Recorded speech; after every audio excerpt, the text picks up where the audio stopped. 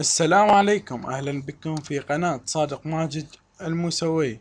طبعا اليوم قناتي خالفت حقوق الطبع والنشر. نشاهد فيديو معين اللي هو بشرطة الأطفال، صوت بشرطة الأطفال، فيديو أو صوت. صار انتهاك حقوق طبع والنشر، وتعرضت قناتي للحذف بسبب هذه الإبلاغ. طبعا وبحثت هواية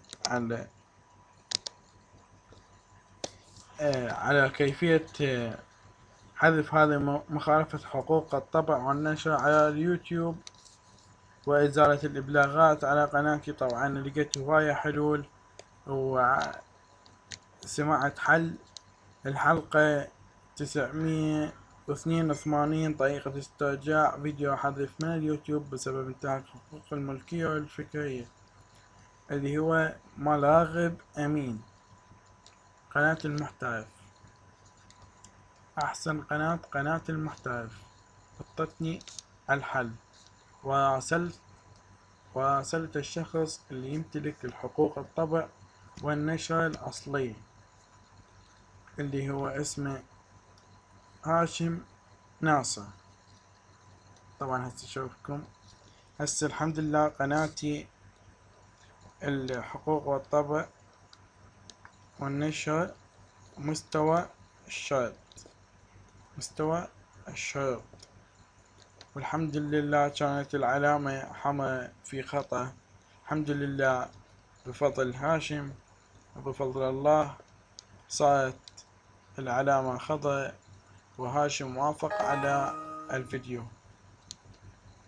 طبعا هذه الأسئلة اللي طلعت لي قمت أجاوب عليه كلها خطأ، أو قالوا لي راح تتعرض قناتك للحذف مثل ما أنتم شايفين. والحمد لله اليوم تمت قناتي بخير، والهاشم ناصر اللي يمتلك الحقوق والطبع والنشر للفيديو الأصلي اللي أني نشرته.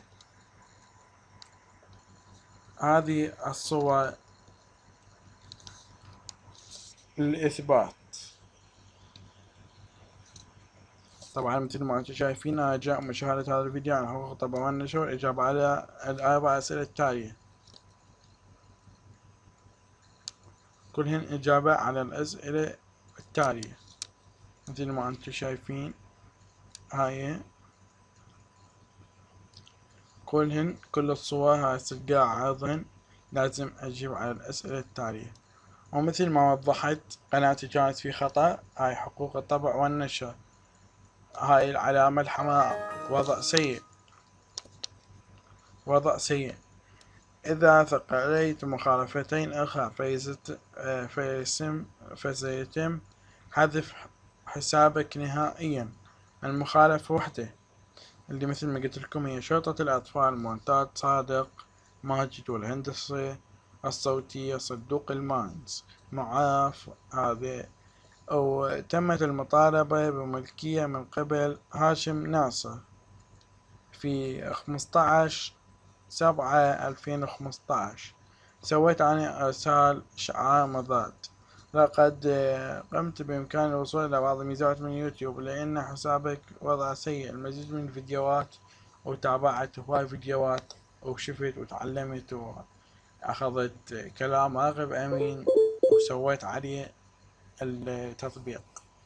وأشكر تحية طيبة لكل من يتابعني، تحية إلى هاشم ناصر اللي خلاني أرفع الفيديو على قناتي، لأن كانت قناتي بخطأ. تحية طيبة لكل من يتابع الفيديو، تحية إلى هاشم. تحياتي المهندس صادق ماجد الموسوي.